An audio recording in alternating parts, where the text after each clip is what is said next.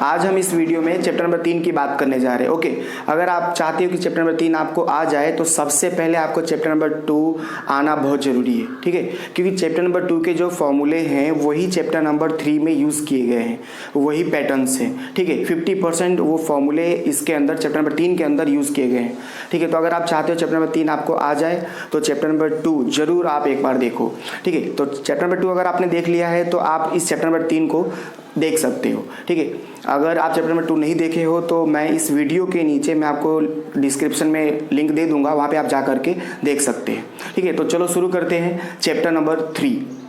Hello friends, आज हम statistic में चैप्टर नंबर 3 पढ़ेंगे, ठीक है, जिसका नाम है रैखिक नियत सहसंबंध। टोटल ये 12 मार्क्स का आता है एग्जाम के अंदर, ठीक है। अगर आपको चैप्टर नंबर 3 आप चाहते हो कि आपको अच्छे से आ जाए तो इसके लिए आपको चैप्टर नंबर 2 पढ़ना ही पड़ेगा, ठीक है। चैप्टर नंबर 2 बिना पढ़े आप चैप्टर नंबर 3 नहीं सीख सकते। ऐसा नहीं है कि आपको आएगा नहीं, लेकिन चैप्टर नंबर 2 जो है 2 के आधार पे ही तीसरा बना हुआ है, ठीक है। दूसरे चैप्टर नंबर 2 के जो सूत्र हैं वो चैप्टर नंबर 3 में यूज़ हुए हैं, तो आपको चैप्टर नंबर 2 जो है वो देखना ही पड़ेगा, ठीक है। तो इसके लिए मैं इस वीडियो के डिस्क्रिप्शन में मैं आपको चैप्टर नंबर 2 के लिंक दे दूंगा, आप प्लीज़ वहाँ जाओ और चैप्टर्स जो है दूसरे नंबर चैप्टर के जो भी सूत्र है, फॉर्मूले हैं, वो सब वहाँ पे देखो, सवाल देखो, ठीक है। ओके, आगे बढ़ते हैं अब। तो चलो चैप्टर नंबर 3 पढ़ते हैं। तो चैप्टर नंबर 3 में मैं आपको बता दूं कि इसमें 2 विधि है, एक है विकर्ण आकृति की विधि और एक है न्यूनतम वर्गों की विधि। विकर्ण आकृति की विधि जो है इस चैप्टर में कोई सवाल नहीं है, थोड़ी बहुत थियरियां हैं इसकी, ठीक है। और न्यूनतम वर्गों की विधि के सारे सवाल इस चैप्टर के अंदर दिए गए हैं। न्यूनतम वर्गों की विधि मतलब क्या कि हमें न्यूनतम वर्गों की जो विधि है यही हमें पढ़ना है, ठीक है। तो न्यूनतम वर्गों की विधि ध्यान से देखते जाना। न्यूनतम वर्गों की जो विधि है इसको हम कार्ल पियर्सन से जानते हैं, ठीक है। ये क्या है? कार्ल पियर्सन है। न्यूनतम वर्गों की विधि को ही कार्ल पियर्सन कहा जाता है, ठीक है। और कार्ल पियर्सन में कितने तरीके से सवाल सोल्व किए जाते हैं? 3 तरीके से, आप देख सकते हो 3 तरीके से सवाल सोल्व किए जाते हैं। चैप्टर नंबर 2 में हम ये देख चुके हैं, ठीक है। लेकिन इसमें क्या है, चैप्टर नंबर 2 के जो फॉर्मूले थे वही यूज़ हैं, लेकिन थोड़े बहुत चेंज करके और थोड़ा इसमें बढ़ा दिया गया है, ठीक है। तो देखो, तो कार्ल पियर्सन में क्या होता है, सबसे पहला जो तरीका था करने का कि जब x और y की जो कीमत है वो 50 से छोटी हो, ठीक है। इसमें क्या होता है कि x और y इस तरह से 2 तरह से सवाल दिए जाते हैं, x दिया होगा, y दिया होगा, x दिया होगा, y दिया होगा, ऐसे सारे सवाल आपको दिए गए होंगे, ठीक है। तो यहाँ पे जब आपको x और y आपने देखा और 50 से उनकी कीमत जो है छोटी दिखाई देगी, तब आपको सबसे पहले क्या करना है, x बार निकालना है और y बार निकालना है, ठीक है। x बार का फॉर्मूला क्या है, sigma xi divide by n, value यहाँ रखोगे आपको यहाँ पे आंसर मिलेगा, ठीक है। y बार का फॉर्मूला क्या है, sigma yi divide by n, यहाँ वैल्यू रखोगे आपको यहाँ पे आंसर मिलेगा। यानी सबसे पहला काम आपका क्या होता है, x बार निकालो और y बार निकालो। x बार y बार निकाला आपने, उसके बाद आपको क्या लिखना है, y का x के प्रति नियत संबंध। अच्छा, y का x के प्रति नियत संबंध यहाँ पे लिखा हुआ है। यहाँ पे हो सकता है x भी हो सकता है, x का y के प्रति नियत संबंध। लेकिन इस चैप्टर में, ठीक है, ये जो नया अभी बुक निकला है उसमें केवल और केवल क्या बताया गया है, y का x के प्रति नियत संबंध। अच्छा, y का x के प्रति नियत संबंध ऐसा क्यों लिखते हैं, ये मैं आपको अभी जो मैं आपको बताने जा रहा हूँ इस वीडियो में आप देखना, ठीक है। तो चलो हम देखते हैं कि y का x के प्रति हम ऐसा क्यों लिखते हैं। लेट्स सी, चलो देखा जाए, चलो समझा जाए कि y का x के प्रति नियत संबंध ऐसा क्यों लिखते हैं, ठीक है। चलो उसे समझा जाए। तो जैसे कि आपको पता है इसके हर सवाल में x दिया होगा और y दिया होगा, ठीक है। तो सपोज करो कि आपको जो है इसमें आंकड़े कुछ ऐसे दिए हैं, 5, 6, 10, 12, इसमें आपको दे दिए 50, 90, ठीक है, 55, इस तरह से दे दिए, और इसमें आपको दे दिए 12। तो इसमें एक्चुअली होता क्या है कि आपको मान लो x में कोई भी एक जो है यहाँ पे मान लो 8 आपको दे दिया और आपसे पूछा कि x अगर 8 है तो y आपको बताना है, ठीक है। तो जब आपको x 8 दे दिया तो y आपको यहाँ पे बताना होगा, तब आप लिखोगे, जो बताना है उसको पहले लिखना पड़ता है, y का, ठीक है, y का x दे दिया है तो x दूसरे नंबर पे, क्या पूछा है हमसे, y पूछा है, ठीक है। तो y का x के प्रति नियत संबंध, सुन रहा है कि हमने y का x के प्रति नियत संबंध क्यों लिखा, ठीक है। अब यहाँ पे x भी हो सकता है। अब x कब होगा, सपोज करो कि आपको x में 8, 10, 12 और वाई में आपको दे दिया है 90, 95, 99 और यहाँ पे आपको दे दिया है 2, सॉरी मान लो यहाँ पे आपको दे दिया है 2, तो आपसे यहाँ पे पूछा, ठीक है, वाई आपको 2 दे दिया है और पूछा है कि एक्स बताओ। तो क्या आपको पूछा गया है, एक्स पूछा गया, जो पूछा है उसको पहले लिखो, एक्स का वाई, जो पूछा है उसको पहले लिखा है, हमसे एक्स पूछा है, ठीक है, तो एक्स पूछा इसको पहले लिखा, क्या दे दिया है, वाई दे दिया इसको दूसरे नंबर पे, तो एक्स का वाई के प्रति नियत संबंध, ठीक है। तो इस तरह से ये टॉपिक बनता है, ठीक है। अगर आपको x दे दिया है और y आपको जो है पूछा है तो y पहले लिखो, ठीक है, y का x के प्रति नियत संबंध। अगर आपको x पूछा है और y दे दिया है तो आपको क्या करना है, जो पूछा है उसको पहले लिखो, x का y के प्रति नियत संबंध, ठीक है। तो अब आप समझ गए होंगे कि y अगर आप पहले लिखते हो तो इसका मतलब क्या है कि आप y निकाल रहे हो, x दूसरे नंबर पे आप लिखते हो तो इसका मतलब आपको x जो है दे दिया है। तो उम्मीद है कि ये लाइन आपको पता चला होगा कि ये कैसे लिखा जाता है, ठीक है। तो चलो अब हम हमारे फॉर्मूले की ओर चलते हैं, ठीक है, लेट्स गो। उम्मीद है कि आपको समझ में आया होगा कि y का x के प्रति नियत संबंध क्यों लिखते हैं, ठीक है। तो यहाँ पे इस चैप्टर में हमेशा आपसे ज़्यादातर 99% आपको y का x के प्रति नियत संबंध बोलेगा, ठीक है। तो y का x के प्रति नियत संबंध, तो यहाँ पे आप देखो y का x के प्रति नियत संबंध, तो यहाँ पे ऐसा हेडिंग आपको लिखना पड़ेगा y का x के प्रति नियत संबंध। उसके नीचे आपको हमेशा लिखना है by(x), ये छोटा लिखना, इस तरह से आपको बड़ा नहीं लिखना है, by(x) ऐसे करके मत लिखना, ठीक है ना। आपको कैसे लिखना है, ये by(x) इस तरह से छोटा लिखना, ये बड़ा और ये थोड़ा सा छोटा। हालांकि किताबों में खाली b लिखा हुआ है, लेकिन मैं आपको और अच्छे समझ में आए इसके लिए ये दोनों लिखवाता हूँ। पुरानी बुक में ऐसा लिखा हुआ रहता था। ओके, तो जब आपने लिख दिया y का x के प्रति नियत संबंध, तो आप नीचे क्या लिखोगे, by(x), ठीक है, क्योंकि यहाँ y है तो यहाँ पे y आ जाएगा, दूसरे नंबर पे x है तो दूसरे नंबर पे x आ जाएगा, ठीक है। तो जब 50 से छोटी जब संख्या होगी तो फॉर्मूला आपको कैलकुलेशन का पता होगा, क्या था, n sigma x y minus sigma x sigma y, बटे में 2 हुआ करता था। बटे में क्या होता था, एक तरफ x होता था अंडर रूट में और दूसरी तरफ अंडर रूट में y वाला होता था।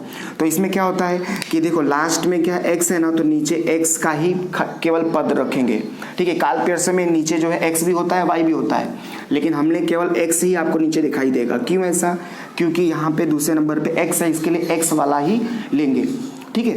तो याद रखना n sigma x y minus sigma x sigma y divide में क्या आएगा, n sigma x square minus sigma x का होल स्क्वायर। इसके बाद y भी आता था, कैलकुलेशन में y भी आता था चैप्टर नंबर 2 में, लेकिन यहाँ पर आपको दूसरे नंबर पे x है तो नीचे x ही लेना है। अगर यहाँ y लिखते तो नीचे y ही लेना पड़ता, ठीक है। लेकिन इस चैप्टर में y x ही आने वाला, यानी नीचे क्या आएगा, x ही आएगा, ठीक है। आपने क्या निकाल लिया, b निकाल लिया, इसको b कहेंगे, by(x) कहो या b कहो, आपने b निकाल लिया। उसके बाद आपको क्या निकालना है, a निकालना है। a बराबर क्या, y माइनस बी एक्स बार, ठीक है। ये निकालने के बाद आप यहाँ पे y का वैल्यू रखो, y बार का वैल्यू रखो, x बार का वैल्यू रखो, फिर a निकल जाएगा, ठीक है। b का वैल्यू, ये जो b है ये वाला b है, ठीक है। अब उसके बाद क्या निकालना है, y का x के प्रति नियत संबंध, ठीक है, y का x के प्रति नियत संबंध। अब यहाँ पे ऐसा आपने लिखा, यहाँ पे आपको y का x के प्रति नियत संबंध रेखा आपको लिखना पड़ेगा, ठीक है, रेखा, तो ये आपको लिखना पड़ेगा। अब देखो, अब y का x के प्रति नियत संबंध रेखा क्या है, ये रहा। आपसे सवाल यही किया जाता है कि नियत संबंध रेखा बताओ, ऐसा आपसे सवाल किया जाएगा, तो यही आपको निकालना होता है। इसके लिए हमें a निकालना पड़ता है, b निकालना पड़ता है।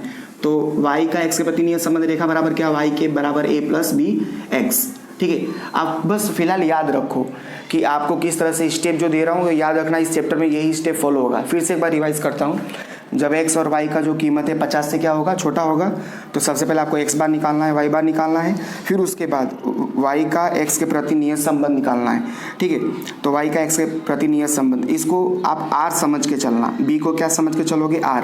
तो जब 50 से छोटा होता है तो r का फॉर्मूला ये लगा, ठीक है। नीचे x आता है, y आता है, लेकिन आपको यहाँ पे y लिखना नहीं है, खाली x लिखना है, ओके। b निकल गया, उसके बाद आपको a निकालना है, उसके बाद क्या निकालना है, y का x के प्रति नियत संबंध रेखा। इस तरह से ये आपका पहला।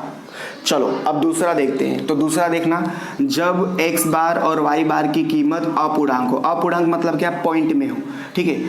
आप सबसे पहला काम आपका क्या होता है कि आपको ये निकालना ही पड़ता है, एक्स बार और वाई बार, देखो इसमें आपको एक्स बार वाई बार आपने निकालना, ठीक है। छोटा था 50 से छोटा है तो पॉइंट में आए चाहे किसी में आए आपको यही लगाना है। अगर 50 से छोटा है और पॉइंट में आ गया तो भी आप यही वाला पहला वाला ही लगाओ। लेकिन 50 से बड़ी संख्या है और आपने एक्स बार और वाई बार निकाला, दोनों में से कोई भी एक या दोनों पॉइंट में आ जाता है तो आपको दूसरा वाला फॉर्मूला आपको यूज़ करना है। चलो देखते हैं। तो जब एक्स बार और वाई बार की कीमत क्या हो, अपूर्णांक, अपूर्णांक मतलब पॉइंट में हो, ठीक है। तब आपने एक्स बार निकाला, वाई बार निकाला, आपने देखा कि दोनों में से कोई भी एक या दोनों जो है पॉइंट में आ गया, तब आपको क्या करना है, y का x के प्रति नियत संबंध, ठीक है। आपने ये लिखा, अब देखो यहाँ पे भी आपने लिखा था, यहाँ पे भी आपको लिखना है, सेम वही है, ठीक है। y का x के प्रति नियत संबंध, उसके बाद आपको b निकालना है। b मतलब क्या, r, ठीक है। b मतलब क्या, r का फॉर्मूला ही है। तो r जब पॉइंट में होता था तो हम वही फॉर्मूला लगाते थे, यानी बस x की जगह पे क्या कर देना है, u कर देना है, और y की जगह पे v कर देना है। फॉर्मूला बस वही रहेगा, ठीक है। ये हो गया आपका b के बाद क्या निकालना है, a, ठीक है। उल्टा चल रहा है b और a का फॉर्मूला क्या है, y bar minus b x बार, आप देख सकते हो वही है, ठीक है। उसके बाद y का x के प्रति नियत संबंध रेखा, इसको रेखा कहा जाता है, ठीक है। आपसे सवाल करेगा x का y के प्रति नियत संबंध रेखा बताओ, ऐसा क्वेश्चन में लिखा होगा रेखा बताओ, तो रेखा का फॉर्मूला ये रहा, y कैप, इसको कैप कहा जाएगा, y कैप बराबर a प्लस बी एक्स, ठीक है। तो इस तरह से ये स्टेप दे रहा हूँ, ठीक है। जब भी x बार और y बार क्या हो, पॉइंट में हो, तो सब आप x बार और y बार आपने निकाला, पॉइंट में है, पता चल गया। उसके बाद y का x के प्रति नियत संबंध, ऐसा आपने हेडिंग दिया, हेडिंग देने के बाद b निकालो, b मतलब क्या, r, ठीक है। r का फॉर्मूला ही लगेगा, जब पॉइंट में होता है तो r का जो फॉर्मूला है पार्ट 2 में वही लगेगा। तो यहाँ पे हमने बस x की जगह पे u कर दिया और y की जगह पे v कर दिया, फॉर्मूला ये हो गया b का। उसके बाद a निकाला, उसके बाद आपने क्या निकाला, कैप निकाला, ये हो गया आपका दूसरा वाला, ठीक है। अब चलते हैं तीसरे के ऊपर। तीसरा देखो, जब x बार और y बार की कीमत क्या हो, पूर्णांक हो। पूर्णांक मतलब क्या, पॉइंट में ना हो, ठीक है। आपने x बार निकाला और y बार निकाला, आपको पता चला कि पॉइंट में नहीं है, जैसे x बार आ गया 12, y बार आ गया 20 आ गया, पॉइंट में नहीं है, दोनों पॉइंट में नहीं होने चाहिए, ठीक है। पॉइंट में नहीं है तब अब आप उसके नीचे क्या लिखोगे, एक लाइन आपको थ्योरी ऐसे लिखना पड़ता है, ठीक है। y का x के प्रति नियत संबंध, ऐसा आपने लिख दिया। फिर उसके बाद b, y x, y यहाँ पे y है, यहाँ पे x है, इसके लिए y x, ठीक है। अब उसका फॉर्मूला क्या है, सिग्मा x माइनस एक्स बार, वाई माइनस वाई बार ऊपर है, और नीचे क्या है, सिग्मा x माइनस एक्स बार का होल स्क्वायर। इसको आप r मान के चलो, ठीक है। जो चैप्टर नंबर 2 में r था वही है, बस इसमें क्या होता है, अंडर रूट नहीं आता है, और जो है इसके अंदर यहाँ पे x है तो यहाँ पे x ही आएगा, y नहीं आएगा, ठीक है। अंडर रूट नहीं आता है और जो लास्ट में होगा वही पद हमें लिखना पड़ता है। चलो इस तरह से आपने b निकाल लिया। अब आप a निकालो, a निकल गया, a का फॉर्मूला क्या है, y bar minus b x bar, a निकल गया। अब आपको क्या निकालना है, y का x के प्रति नियत संबंध रेखा, ठीक है। रेखा आपने निकाला तो फॉर्मूला क्या है, y के बराबर a प्लस बी एक्स, ठीक है। फिर एक बार रिवाइज करा देता हूँ, x बार और y बार आपको किस में मिला, पूर्णांक मिला, यानी पॉइंट में नहीं है। तब उसके बाद दूसरा स्टेप क्या है, y का x के प्रति नियत संबंध रेखा लिखो, फिर b का फॉर्मूला आपको यहाँ पे लिखना है, ठीक है। उसके बाद a निकालना है, उसके बाद कैप निकालना है, 3 ही काम करना है, ठीक है। तो इस तरह से ये क्या है, आपका तीसरे चैप्टर का पूरा फॉर्मूला है। ओके, अब मैं इसमें आपको बता दूं क्या चेंज हो रहा है क्या नहीं हो रहा है। तो आप देखो, केवल और केवल आपको ये चेंज दिखाई देगा, ठीक है। दूसरे में जो b है वही आपको चेंज दिखाई देगा, ठीक है, और बाकी सब आपको सेम दिखाई देगा, ठीक है। स्टेप क्या है, आपको स्टेप में बता दूं, आपको x बार निकालना है, ठीक है, y बार निकालना है, ठीक है। दूसरा काम क्या करना है, आपको b निकालना है, ठीक है। तीसरा आपको क्या करना है, a निकालना है। चौथा आपको क्या निकालना है, चौथा आपको निकालना है y कैप, ठीक है। फिर एक बार मैं आपको रिवाइज करा दूं, इस चैप्टर में क्या हो रहा है, x बार निकालो, y बार निकालो, b निकालो, फिर उसके बाद तीसरे नंबर में क्या निकालो, a निकालो, फिर कैप निकालो। ये 4 काम आपको इस चैप्टर में हर सवाल में आपको करने होंगे, ठीक है। तो इस तरह से ये फॉर्मूला है। अब पहले वाले का मैं आपको एक सवाल करवा देता हूँ, तो इसे ध्यान से देखना, ठीक है। तो सवाल की तरफ चलते हैं, चलो। तो चलो एग्जाम्पल देख लेते हैं। एग्जाम्पल देखना, एग्जाम्पल में आपको x की इस तरह से वैल्यू दी हुई है, ठीक है। ये मैंने कॉलम में लिखा है, आपको रो में दिया हुआ है। x की वैल्यू इस तरह से दी हुई है और y की वैल्यू इस तरह से क्वेश्चन में दी हुई है। मैंने क्वेश्चन हालांकि लिखा नहीं है, आपको इस तरह से क्वेश्चन दिया हुआ है, ठीक है। इस तरह से आपको रो में क्वेश्चन दिया हुआ है, ठीक है। और आपसे बोला गया है, x दिया है और y दिया, और आपसे बोला गया है कि नियर x का y का x के प्रति रेखा बताओ, ठीक है। और जब x 7 हो तो y का x के प्रति नियत संबंध मूल्य बताओ, ठीक है। ये बातें पूछी गई है, ठीक है। फिर से मैं आपको एक बार बता दूं, आपको x दिया है और y दिया है। ये जो आंकड़े हैं आपको इस तरह से दिए हुए हैं और नीचे लिखा हुआ है कि y का x के प्रति नियत संबंध रेखा बताओ, और जब x बराबर 7 हो तब y का x के प्रति नियत संबंध मूल्य बताओ। ऐसा नीचे लिखा हुआ है, हालांकि मैंने क्वेश्चन नहीं लिखा, जगह की कमी के कारण मैंने क्वेश्चन नहीं लिखा है, लेकिन इस तरह से लिखा हुआ है, ठीक है। चलो तो अब देखते हैं। तो अब आपको करना क्या होगा, अब आपको x इस तरह से कॉलम बनाओ, y कॉलम बनाओ, ठीक है।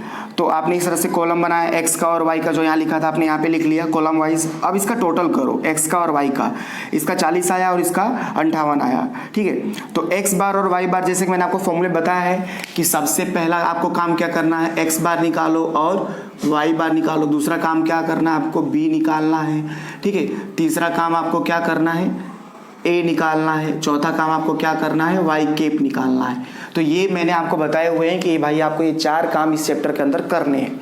तो सबसे पहले देखो, x है y है, आपने इन दोनों का जोड़ किया, ठीक है। तो x बार बराबर क्या, sigma xi divide by n। xi कितना है 40, 40 बटे में 6, गिनती कर लो 1 2 3 4 5 6। तो यहाँ पे 6 से आपने क्या किया, भाग दे दिया। तो x बार बराबर क्या है 6.67। अब y बार बराबर क्या, sigma yi divide by n। Sigma yi कितना है हमारे पास 58, 58 बटे में 6 कितना है 9.67। इस तरह से आपको x बार और y बार मिल गया, ये कंप्लीट। अब आपको b निकालना है, ठीक है। तो b निकालने के लिए अब बात यहाँ पे ऐसी, जैसे मैंने आपको पहले बताया, इसने लिख के दे दिया है कि y का x के प्रति बताओ, y का x के प्रति नियत संबंध रेखा, ऐसा इसने लिख करके दे दिया है। और इसने बोल दिया है कि जब x 7 हो तब y बताओ, यानी x दे दिया है, हमें क्या पता करना है, y पता करना है। तो जो पता करना है वो आपको पहले लिखना है, मैंने आपको पहले ही समझा दिया है। तो हमें y चाहिए तो y हमने पहले लिखा, y का x के प्रति नियत संबंध रेखा, ये कैसे आपको पता चला होगा। उसके बाद आपको b का फॉर्मूला लगाना है, b मतलब क्या, r, ठीक है। तो आपने देखा कि x की वैल्यू और y की वैल्यू कैसी है, 50 से छोटी है। 50 से छोटी है तो आपको क्या करना है, पहला वाला फॉर्मूला लगाना है कार्ल पियर्सन का। आपने फॉर्मूला यहाँ पे लगाया, आपको याद होगा फॉर्मूला चैप्टर नंबर 2 में मैंने पढ़ाया है। अगर आपने चैप्टर नंबर 2 नहीं देखा हो तो आप जाइए और वहाँ पे देखिए, ठीक है। तो चलो आपने यहाँ पे बी वाई एक्स फॉर्मूला लगाया, ठीक है। फॉर्मूला लगाने के बाद आपने n की वैल्यू आप पुट करो। n मतलब क्या है, संख्या कितनी है 1 2 3 4 5 6। n आपने रखा सिग्मा एक्स वाई। अब यहाँ पे फॉर्मूले में आपको एक्स वाई चाहिए। तो मैं आपको बता दूं, कार्ल पियर्सन में आपको हमेशा बोला गया है कि जो आपको दिया हुआ है एक्स और वाई, जो 2 चर दिए हैं उन 2 चरों का गुणा करो और दोनों का आपको स्क्वायर करना होता है, ठीक है। एक्स का भी स्क्वायर, पहले तो दोनों का गुणा फिर दोनों का स्क्वायर करना पड़ता है, लेकिन दोनों का जो स्क्वायर है वो चैप्टर नंबर 2 में है। चैप्टर नंबर 3 में है किसी एक का स्क्वायर करना है। किसका स्क्वायर होगा, जिसकी वैल्यू दी होगी। एक्स की वैल्यू दी हुई है कि वाई की वैल्यू दी हुई है, हमें एक्स की वैल्यू दे दी गई है, ठीक है। सवाल में एक्स की वैल्यू दे दी गई है, जिसकी वैल्यू दे दी जाएगी, ठीक है, उसको आपको स्क्वायर करना है, ठीक है। वाई का स्क्वायर नहीं होगा, दोनों में से किसी एक का स्क्वायर होगा।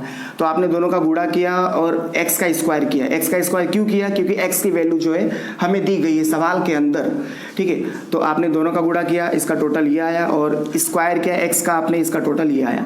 तो फॉर्मूले में आपको एक्स वाई का जोड़ चाहिए, ठीक है। तो आपने यहाँ पे रख दिया, फिर सिग्मा एक्स का जोड़ 40, सिग्मा वाई का जोड़ 58, ठीक है, ऊपर हो गया। एन कितना है 6, सिग्मा एक्स स्क्वायर कितना है 316, वैल्यू रखा आपने। फिर उसके बाद सिग्मा एक्स कितना है हमारा 40 का स्क्वायर, ठीक है। इन दोनों का गुणा आपने किया 25 86, ठीक है। इन दोनों का गुणा आपने किया 23 20, ठीक है। और इस तरह से इसका गुणा किया आपने 18 96 और इसका 40 का स्क्वायर किया आपने 1600, ठीक है। अब माइनस करो 266 और 296 नीचे, दोनों का डिवाइड करोगे आप 0.9 आया, इसे कहेंगे हम b, ठीक है। b बोलो या बी वाई एक्स बोलो, किताब में b ही दिया है, ठीक है। आप बी वाई एक्स भी बोल सकते हो, b भी बोल सकते हो। तो इस तरह से आपको बी निकल गया, ये निकल गया। अब उसके बाद आपको क्या निकालना है, ए का फॉर्मूला क्या है, ए का फॉर्मूला है वाई बार माइनस बी एक्स बार।